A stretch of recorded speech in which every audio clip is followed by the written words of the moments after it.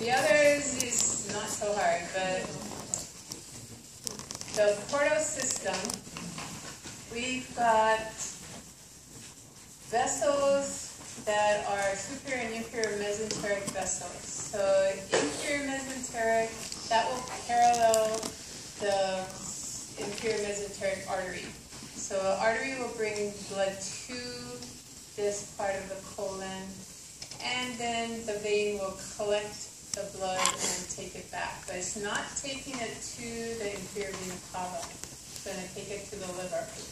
So we've got a capillary bed in the colon, and the superior mesenteric is going to the majority of the small intestine and the ascending colon. The mesenteric artery is bringing blood to these structures, and the vein is taking blood from that has left the capillary, and that's going to the liver. So the stomach has veins that will go to the liver. The spleen has veins that will go to the liver. Pancreas has veins that go to the liver. So everything that's out there that has something to do with the digestive system, and just because it's in that location, also spleen, which has nothing to do with digestion, also has blood going back to the liver. But the liver doesn't just handle digestive products. It does from the digestive tract, but it also has immunological function as well. So the spleen's looking at the blood for pathogens, and anything that is missed at the spleen by the white blood cells, and also old raggedy red blood cells, if the spleen isn't taking them out, then the blood will go to the liver, and the liver has another chance to take out pathogens and old raggedy red blood cells. Usually it doesn't bother with red blood cells unless the spleen isn't doing its job. If you had a ruptured spleen and it had to be removed because otherwise you bleed internally and die, then you take it out and the liver goes back to looking at the red blood cells. Okay, so a portal system. Portal system, we went over this last semester. If you forgot or if you weren't in 301, you normally have capillaries that join together to form veins, and the veins go back to the heart. In portal system, you have capillaries that are joining together to form veins, and the veins go and they split up to form another capillary bed, and then these join together to form another vein, and then you go to the heart. And this is a portal.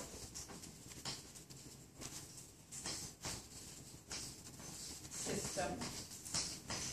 You've got an extra set of veins and capillaries here. Normally it's capillary, vein, heart. Capillary, vein, heart. So that's the normal situation. When you have this extra set of veins and capillaries, then you have a portal system. So pituitary that we talked about, we had hypophyseal capillaries, and then veins that went to the anterior pituitary. So we had the hypophyseal capillaries, and what we call the hypophyseal portal veins, capillaries in the anterior pituitary, and then veins that brought the blood back to the heart. Now we've got capillaries from the intestine that are joining together to form the hepatic portal vein.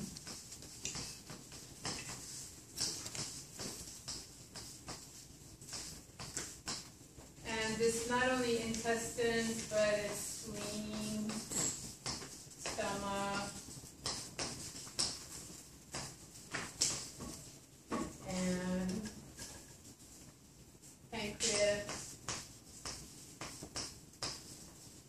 we've got a lot of things, large and small intestine. They're going into the hepatic portal vein. This will go into the liver, but the liver will have another set of capillaries. And the blood will go through them, and then they'll all join up, rejoin together to form the hepatic vein. And that will go into the inferior vena cava. But this is still a vein, so vein to vein, just smaller vein to larger vein, and then to the heart. So we've got this extra vein and capillary system in between, making a portal system. So we're going to talk a lot about portal systems this semester. We got them in the kidneys, got them in other structures too.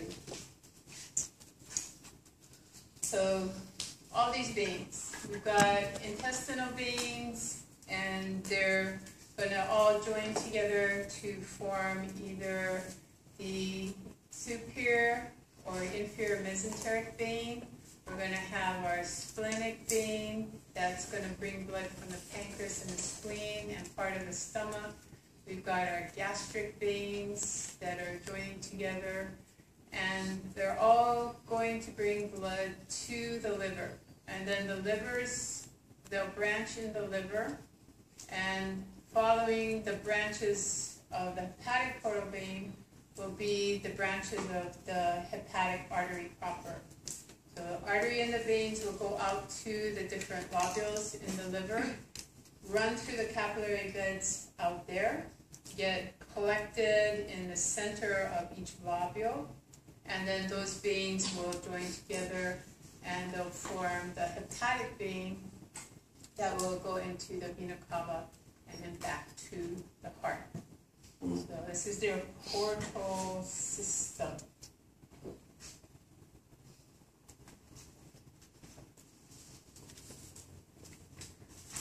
And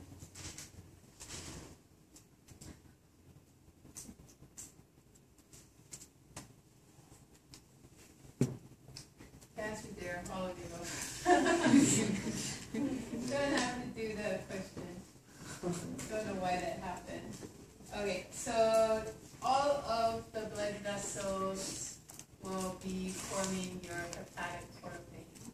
So superior, inferior, splenic, gastric, and they all form to bring blood into the hepatic portal vein. Like fetal circulation,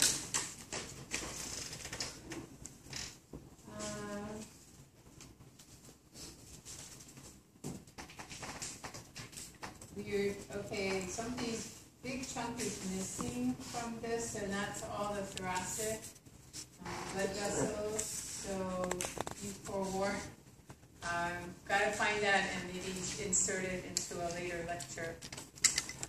So fetal circulation, a little bit different than our adult circulation. Obviously, the baby is not breathing air. So it's got to get its oxygen from the placenta. So to do that, it's got separate venous and arterial system. You're going to have veins that are bringing oxygenated blood back to the baby's heart. And we've got arteries that are taking deoxygenated blood from the baby to the placenta for oxygenation. These will be traveling in the umbilical cord. As long as the umbilical cord arteries are open, then blood is going to flow through these arteries that are leaving the fetal internal iliac arteries. Here, the blood will flow into the umbilical arteries, out to the placenta, and then get oxygenated. And then oxygenated blood will flow back through the umbilical cord, paralleling the umbilical arteries, and And these veins, then, they're not going to the vena cava.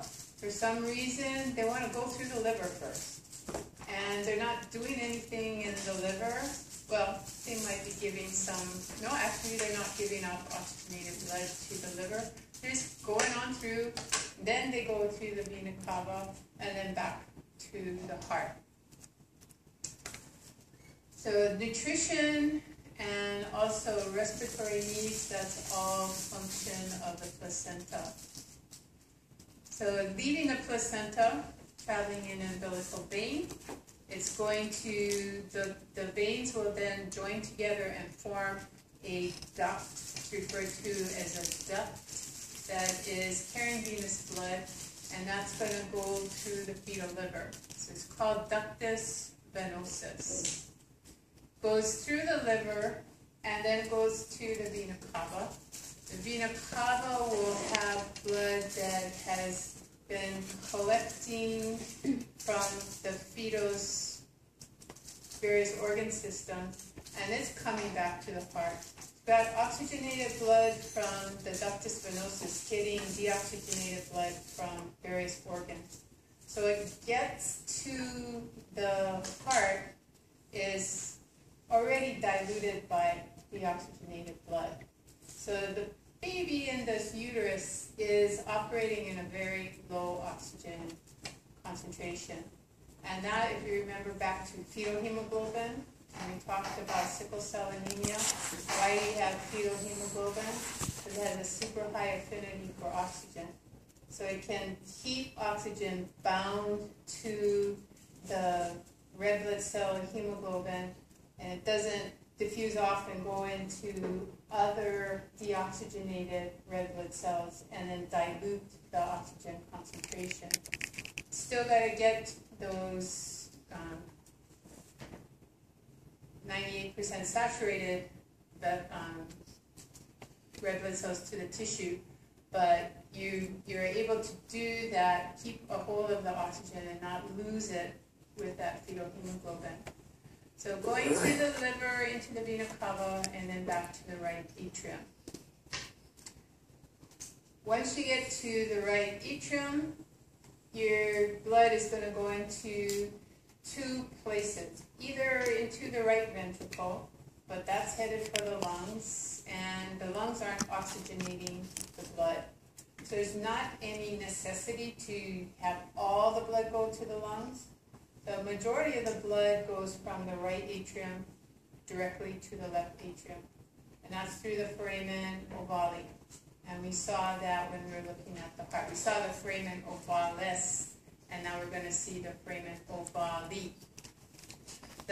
There's a second bypass. We saw what was called the ligamentum arteriosum, which was an attachment of the pulmonary arteries where they bifurcate from the pulmonary trunk to the aorta.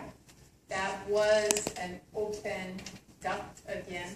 That was called the ductus arteriosus. So it was actually a bigger structure, a lot more blood went through it than is actually, you actually think when you see the ligament, which is the remnant of it, which is closed down and stuck together. So two ways to bypass the lungs. Blood does go to the lungs because the lungs need oxygen and nutrients for development, but the majority of the blood is bypassing the lungs and going out to the rest of the body. And it does so by avoiding the right ventricle via the foramen ovale, and then avoiding whatever does get into the right ventricle and goes out through the pulmonary trunk, has one more chance to get into the arterial circulation through this ductus arteriosus. So two ways to bypass the lungs. So this is what is shown here. We've got umbilical arteries that are leaving the iliac arteries and going out through the belly button, well, soon to be belly button after birth, and they're headed out to the placenta, which will then allow the vessels of the baby are intact, but as the baby is implanting as an embryo, it's actually eroding the mother's blood vessels, so they're rupturing, and they're forming little units that have blood vessels surrounded by maternal cells, and the blood will bathe the fetal blood vessel. Nutrients and oxygen will be reabsorbed, and some bad things also get reabsorbed, but absorbed. I'll talk about that in reproduction. Oxygenated, nutrient-rich blood comes back through the veins, goes through the liver, and then enters the vena cava. So you can see this is deoxygenated blood going out, oxygenated blood coming back, but the two are going to mix, and so instead of blue or red, now you've got kind of a purple color, which tells you that there's some mixing of this super oxygenated blood with deoxygenated blood from the baby's tissues. Goes into the right atrium, bypasses the ventricle through the foramen ovale here, goes into the left heart, and then goes out the aorta. The blood that goes into the ventricle and gets ejected through the pulmonary trunk has one more way to bypass the lungs by going through ductus arteriosus, and into the arterial circulation. So what does actually get to the lungs is just enough to allow for the normal development of the lungs in utero. Once you clamp off that umbilical cord, then this will close down and become what's called the ligamentum venosus. And when the baby breathes, you don't clamp that off till the baby's out there screaming and breathing. Then the lungs will become very low pressure, and they'll suck blood past the ductus arteriosus so fast that blood isn't going through it anymore. It will close down and become a ligament, the ligamentum arteriosum.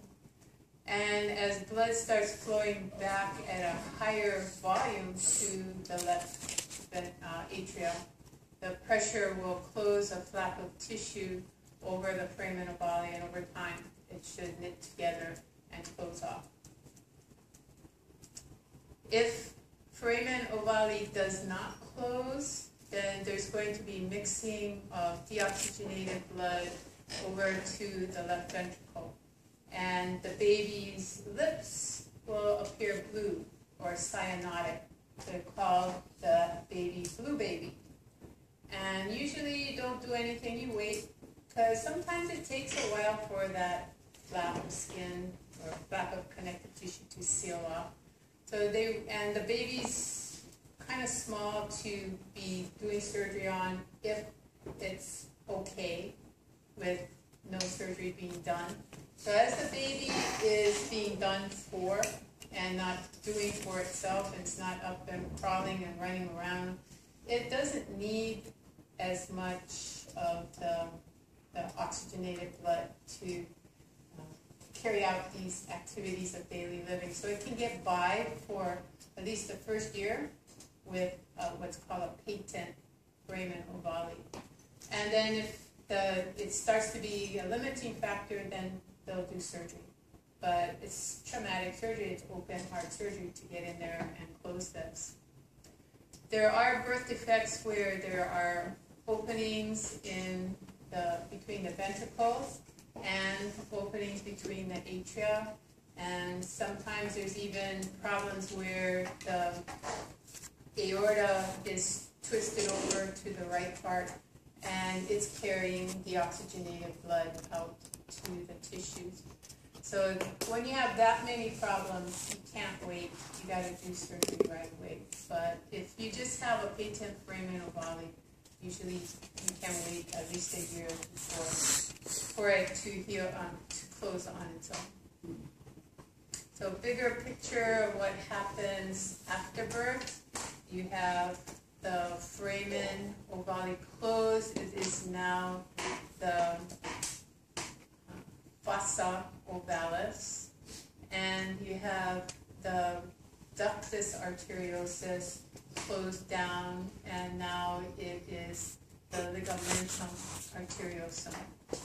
That ligament, the ductus venosus that is going through the liver, since no blood is flowing through that artery, it too will close down and become a ligament. Not a problem, except if something causes your liver to move anterior, posterior rapidly, like a car accident. That can actually become a surgical instrument and slice your liver in half and cause really bad hemorrhage. And also that ligament up there, if your heart accelerates anteriorly very quickly, it can pull a hole, just rupture a hole in the aorta. Also massive internal bleeding. So they're usually not a problem, but in cases where the liver or the heart suddenly accelerates and it then becomes either a knife-like ligament cutting the liver in half or a tethering ligament that pulls an opening in the aorta, then it can become a problem. And not as rare as you think that happens. Okay, so flowchart, you can take a look at this for yourself. It's just summarizing what we just went over. So ligamentum arteriosum was the ductus arteriosus. Fossa ovalis was the foramen ovale. And not here, the ductus venosus is the ligamentum venosum. So aging, you're all going to age. You don't think you will, but you will. So what happens to your cardiovascular system with normal aging? Well, blood volumes go down, mostly because people tend to become more sedentary as they age. They don't maintain their muscle mass.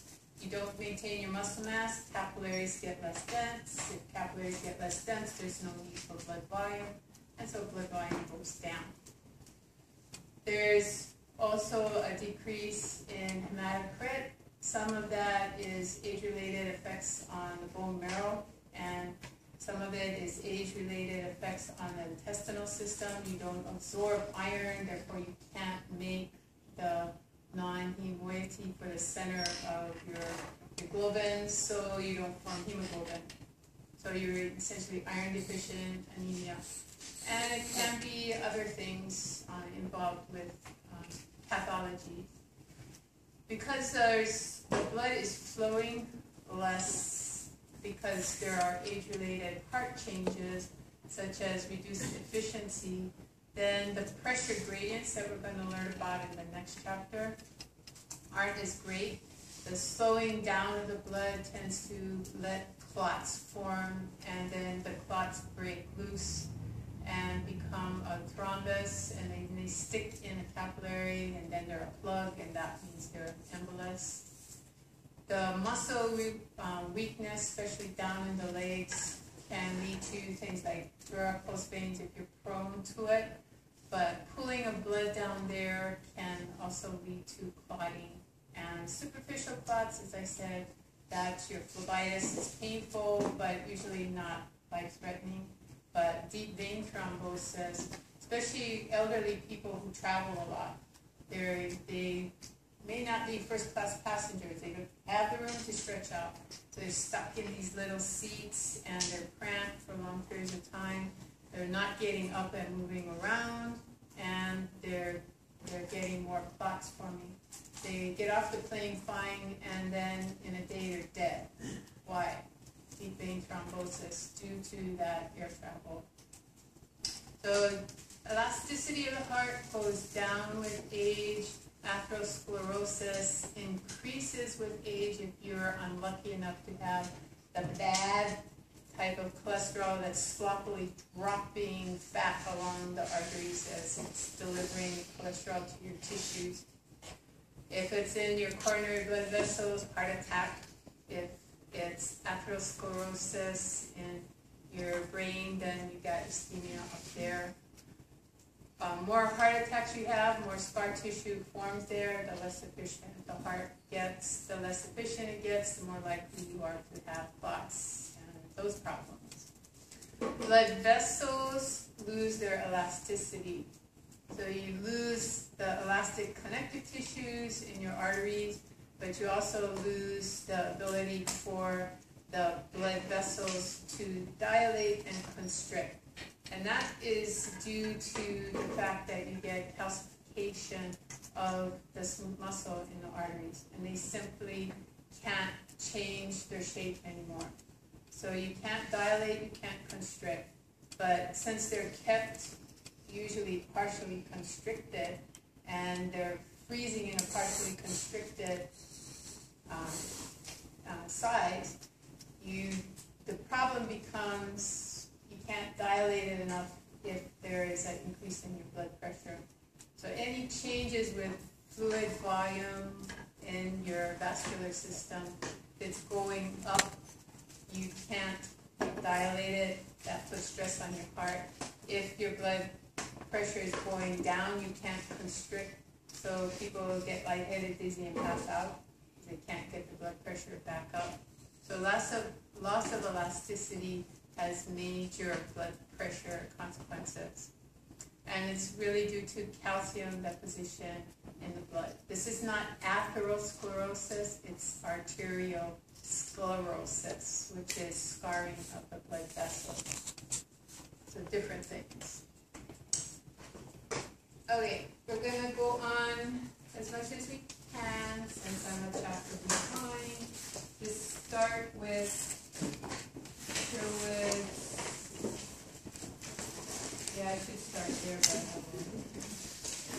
Chapter 10.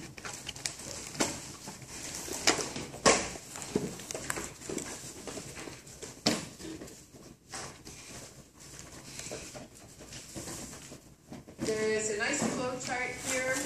Most of what is here is sort of repetitive of what we talked about, but you've got some percentages here that you might want to look at. And we'll be talking about the liver more, the kidneys more, digestive system more. We've already covered the brain, we've covered the heart, covered the skeletal muscle, bone, and others. Well, reproductive system we'll be talking about. But you have to keep a constant blood flow to the brain. If your brain's not functioning, the rest of you is not going to function. We're going to later look at the kidneys, which are relatively small, but they get a super high blood flow. 20% of the cardiac output is going to kidneys. Got to do that. It will only stop that blood flow when you're doing massive exercise, so then it will reroute the blood somewhere else. Liver is the biggest organ in your body, well, excluding skin. You include skin, that's the biggest organ in the body. But liver of the abdominal and thoracic, it's the biggest organ, but doesn't get that much blood flow. Majority of the blood flow that's going to it, this route, is arterial, and the majority that actually goes to it is via the hepatic portal system.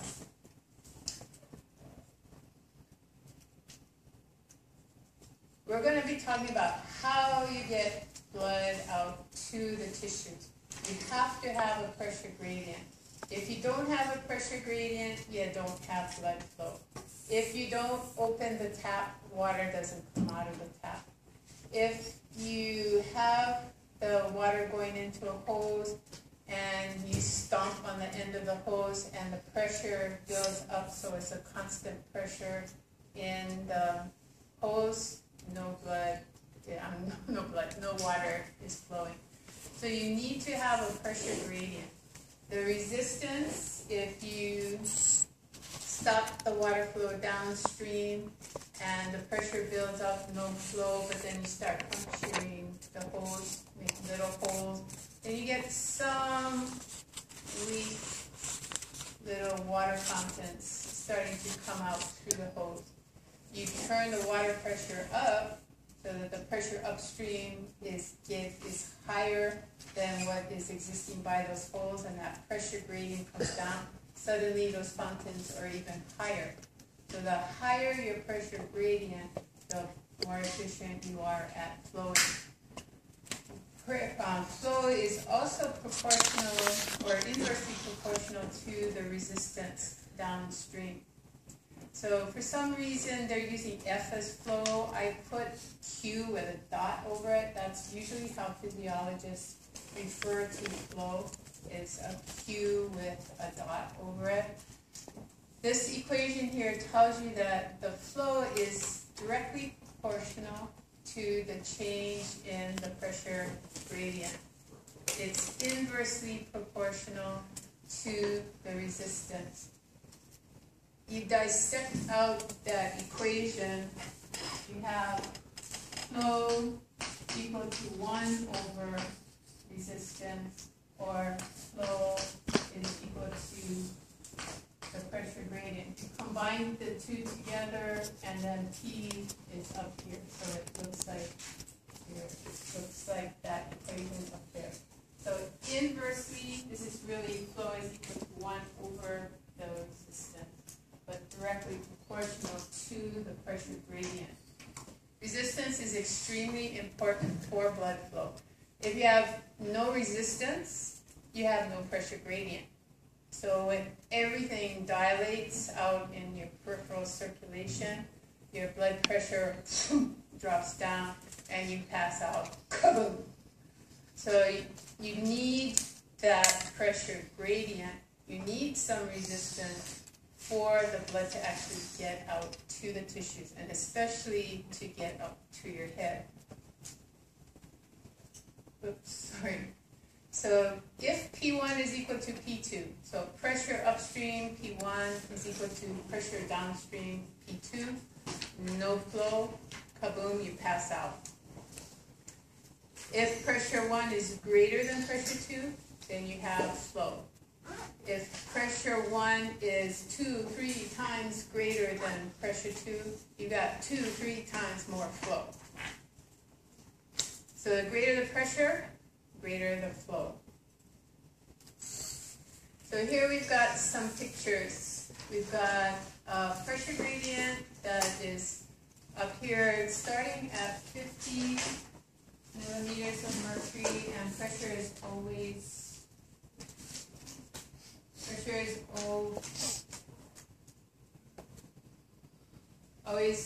referred to as millimeters of mercury.